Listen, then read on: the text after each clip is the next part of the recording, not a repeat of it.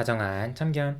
네, 안녕하세요. 다정한 참견의 다일입니다. 오늘은 이별 후 폭풍이 오는 사람들이라는 주제로 이야기를 나눠보도록 하겠습니다. 최근에 구독자분들과 이야기를 나누다가 이별 후 폭풍에 대해서 이야기를 하시는 분들이 여러 분 계셔서 이렇게 영상으로 이야기를 나눠보려고 하는데요. 이별 후 폭풍이 왜 오는지에 대해서부터 생각을 해보면 크게는 두 가지로 나눌 수 있을 것 같아요. 첫 번째 경우는 이 이별 후폭풍이라는 거는 보통 이별을 고한 쪽에서 더 많이 나타나는 것 같아요. 보편적으로 내가 실연을 당했는데 이별 후폭풍이 왔다라는 표현을 쓰지는 않죠. 실연을 당한 자체로 이미 힘이 들기 때문에 따로 후폭풍이라는 표현을 쓰기보다는 그냥 나 차여서 힘들다 이렇게 말을 하죠. 이별 후폭풍이 오는 사람들은 내 판단이 옳다고 생각을 해서 이별을 고했는데 시간이 흐르고 보니 내 판단이 아니다 싶어서 후회를 하곤 합니다. 이 과정 속에서는 내가 다른 사람을 만나보기도 했는데 생각처럼 마음이 잘 안 생기거나 또는 내가 이 사람이 없으니까 내 삶이 즐겁지가 않고 재밌지가 않은 것 같은 거예요. 그래서 결국에 다시 만나고 싶다라는 생각을 하게 되는 거죠. 그리고 여기에 더해서 헤어질 당시에 내 마음에 여유가 없고 일이 잘 안 풀려서 헤어지자고 했었는데 이별 후에 내가 걱정했던 일들이 하나씩 다 잘 풀린 거예요. 근데 그때가 돼서야 비로소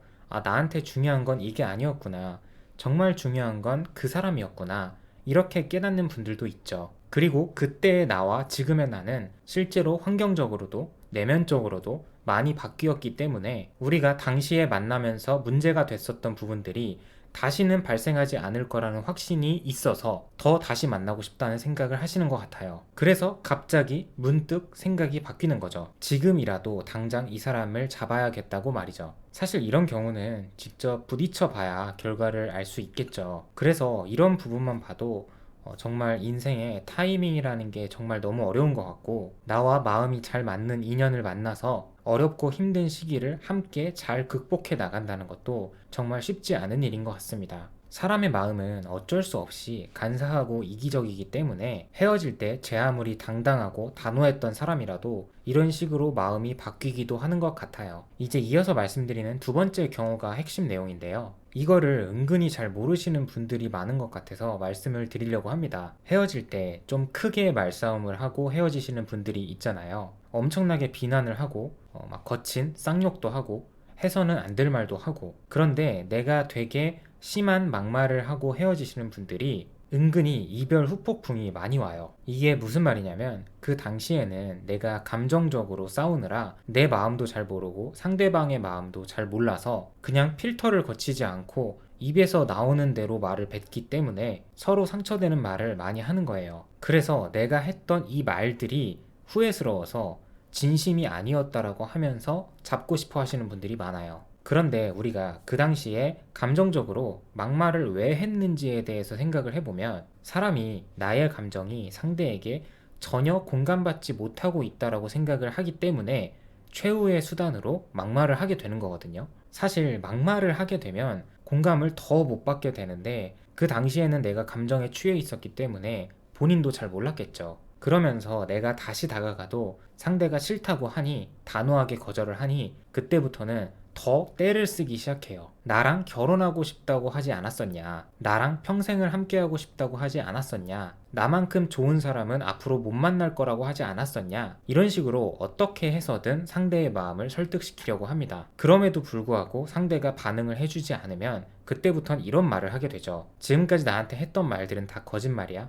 애초에 넌 그런 사람이었구나. 나에 대한 사랑은 다 거짓이었구나. 쓰레기 같은 땡. 이런 모습이 정말 후폭풍의 최고 절정의 상태라고 생각을 해요. 결국에 이런 분들은 상대방과 재회를 한다는 건 현실적으로 거의 불가능에 가깝다고 생각을 합니다. 지금 당장 내가 헤어졌는데 이별을 전혀 받아들이지 않은 상태에서 계속해서 과거만 언급을 하면서 나한테 그렇게 달콤한 말들을 했던 건 다 거짓말이었냐 이런 식으로 계속 과거에만 사로잡혀 있어요. 결국에 이게 어떤 의미냐면 내가 상대방을 만날 때 그리고 헤어지고 나서도 상대방을 절대적인 모습으로 판단을 한 거예요. 그러니까 이 사람은 이런 사람이다 라고 단정을 지어 놨기 때문에 이렇게 후폭풍이 더 크게 온다는 거죠. 근데 여러분이 꼭 알고 계셔야 될 부분은 물론 사람은 절대적인 부분이 존재하기는 합니다. 뭐 성격, 성향, 가정환경 이런 것들은 거의 바뀌기 힘든 절대적인 부분이죠. 하지만 대부분 거의 모든 사람들은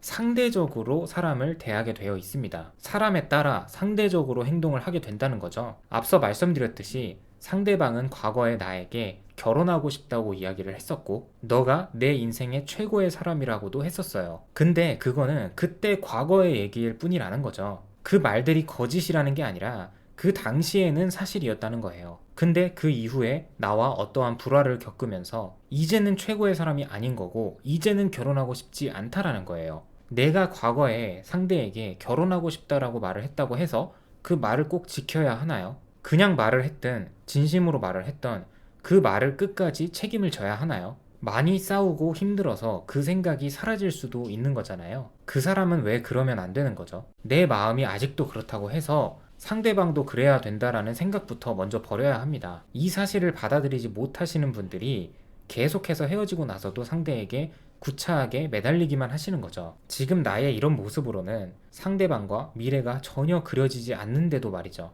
그래서 마지막에는 결국 상대에 대해서 원망, 분노, 증오, 이런 감정들만 남습니다. 넌 쓰레기다. 넌 거짓말쟁이다. 이렇게 말을 하고, 너는 누굴 만나도 또 그럴 거다. 참 너를 만나는 상대가 참 불쌍하다. 라고 생각을 하시는 분들도 있어요. 근데 그거는 본인만의 착각이라고 말씀을 드리고 싶어요. 상대방이 다른 사람을 만나면 안 그래요. 앞서 말씀드렸던 것처럼 사람은 상대적이기 때문에 그 사람이 나보다도 훨씬 더 괜찮고 훨씬 더 좋은 사람을 만난다면 이 상대방이 더 천사가 되기도 합니다. 결국에 내가 어떤 마음을 먹고 어떻게 행동을 해나가느냐에 따라서 연인 간의 관계도 더 행복해지든 불행해지든 할 뿐이라는 겁니다. 그렇기 때문에 과거에 내가 잘못한 것에 대해서 후회를 계속 하시기보다는 그때의 나는 왜 그렇게밖에 할 수 없었는지 그 이유를 더 집요하게 파고들어서 앞으로는 안 그럴 수밖에 없게끔 개선을 해야 된다는 거죠. 그리고 정말 많은 분들께서